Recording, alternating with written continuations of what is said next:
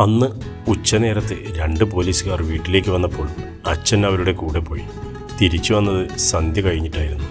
ഒറ്റക്കായിരുന്നില്ല, എൻ്റെ പ്രായത്തിലുള്ള ഒരു കോമാരക്കാരനും ഒപ്പമുണ്ടായിരുന്നു. ആരാണിത്? അമ്മയാണ് ചോദിച്ചത്. പറയാമെന്ന് പറഞ്ഞ് അച്ഛൻ അമ്മയെ മുറിയിലേക്ക് കൊണ്ടുപോയി കതകടച്ചു. പുറത്ത് കാര്യമറിയാതെ ഞാൻ പുകഞ്ഞു നിൽക്കുകയാണ്.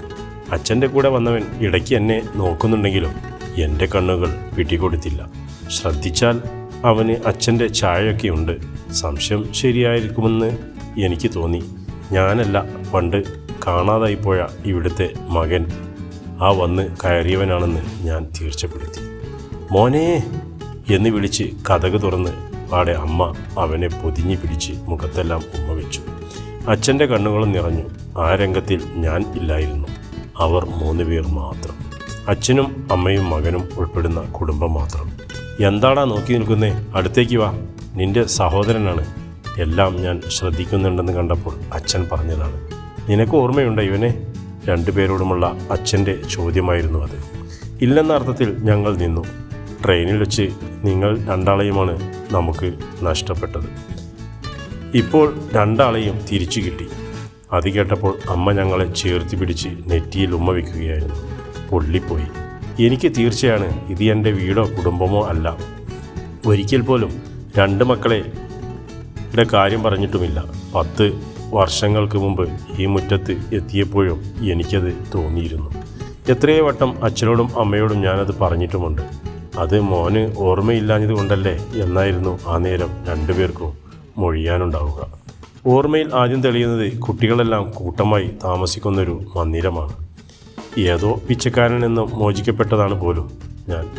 എങ്ങനെയാണ് അയാളുടെ കൈകളിലേക്ക് എത്തിയതെന്ന് അറിവില്ല. പൈതലിനറിയില്ലായിരുന്നു. ശേഷം കോടതിയാണ്. യാത്രയിൽ ട്രെയിനിൽ നിന്ന് കാണാതെ പോയ മകനെ തിരിച്ചു കിട്ടിയ സന്തോഷത്തോടെ 2 മനുഷ്യരെ ഞാൻ കണ്ടു. നിന്റെ അച്ഛനും അമ്മയുമാണെന്ന് പറയാൻ മുമ്പ് മന്ദിരത്തിലേക്ക് അവർ വന്നിട്ടുണ്ടായിരുന്നു. അവരെ എനിക്ക് ഓർത്തെടുക്കാനേ സാധിച്ചില്ല. തലയിൽ ഉറ്റവരെന്ന് തോന്നിപ്പിക്കുന്ന ആരും തെളിയുന്നുമില്ല. കോടതി എന്നെ അവരോടൊപ്പം പറഞ്ഞയക്കുകയായിരുന്നു. പിന്നീടുള്ള ചുറ്റുപാടിൽ സ്നേഹപൂർവമായ അന്തരീക്ഷമാണ് തെളിഞ്ഞത്.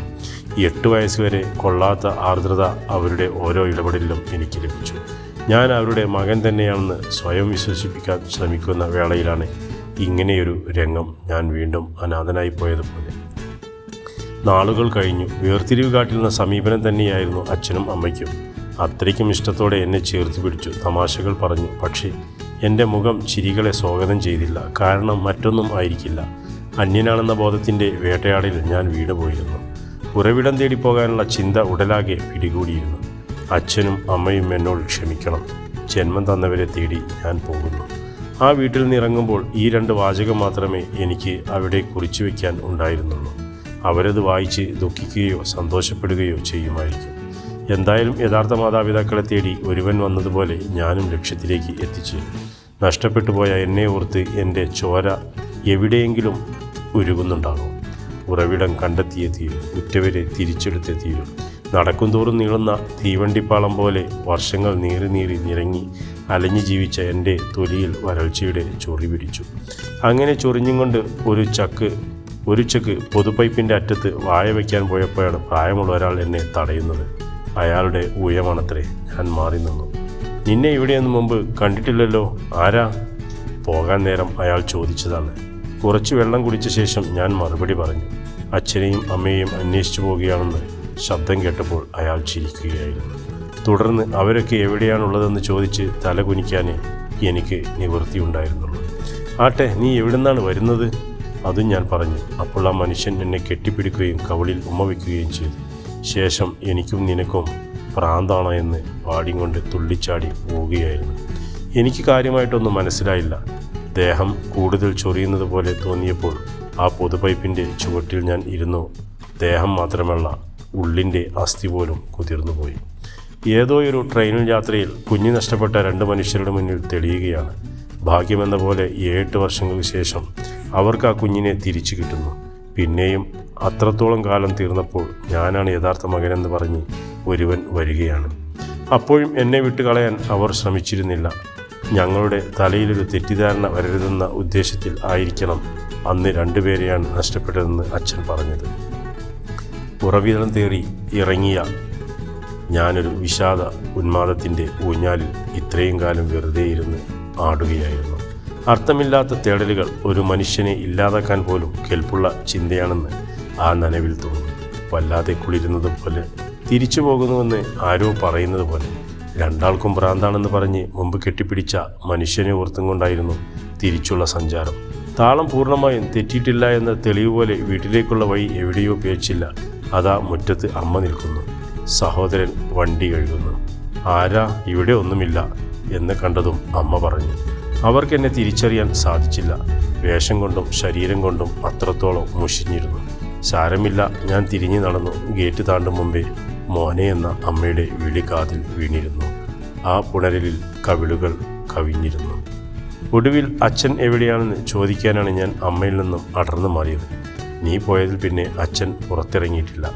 അങ്ങനെയൊരു മറുപടി ഞാൻ പ്രതീക്ഷിച്ചിട്ടുണ്ടായിരുന്നില്ല. മാപ്പർഹിക്കാത്ത തെറ്റാണ് ചെയ്തതെന്ന തരംഗങ്ങൾ തലയുടെ നാനാദിക്കുകളിൽ നിന്നും കാതുകളിൽ വീഴുന്ന ഉമ്മറപ്പടിയിൽ തൊടാൻ പാകം മുട്ടുകുത്തിയിരിക്കാനേ ആ നേരം തോന്നിയുള്ളൂ. കണ്ണുകൾ പെയ്യുകയാണ്. കവിളിലൂടെ ഒഴുകുന്നതും തറയിലേക്ക് ഇറ്റിറ്റി വീഴുന്ന രക്തമാണ്. ജന്മം കൊണ്ടല്ലെങ്കിലും കർമ്മം കൊണ്ട് അച്ഛനായ മനുഷ്യൻ്റെ വിയർപ്പാണ്. അതിൻ്റെ ഫലത്തിലാണ് ഉറവിടം തിരഞ്ഞു പോകാനുള്ള ഈ ജീവിതം തന്നെ ഉണ്ടായിരിക്കുന്നത്.